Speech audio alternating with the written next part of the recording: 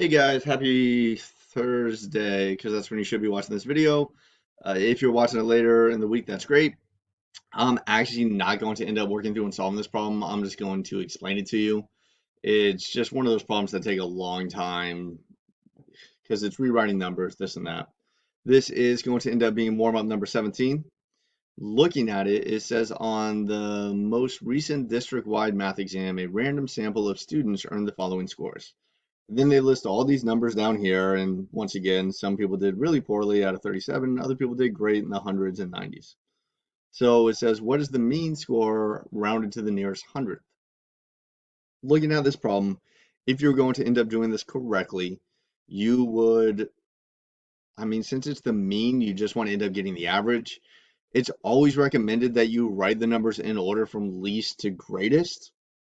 In this instance, you wouldn't have to. That's more if you're dealing with median or mode, because the median, you need to find those middle numbers.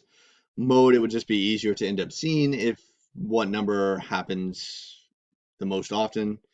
With the mean, you just have to add all of these numbers up. So you would add all of them up and divide by how many numbers that are there. So I'm going to say that one more time.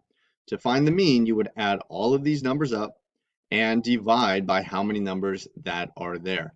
This should be a review for all of you. All of you guys should have done mean, median, and mode at some point. I think it's more sixth grade math, if I had to take a guess. It does get in more detail as time goes on, but once again, you know math builds on itself. If you did it correctly, you should end up getting 80.88. The key thing is rounded to the nearest hundredth. So that is rounded to the nearest hundredth place. All right, that's it. Warm up number 17, the answer. All right, guys, have a good rest of the day.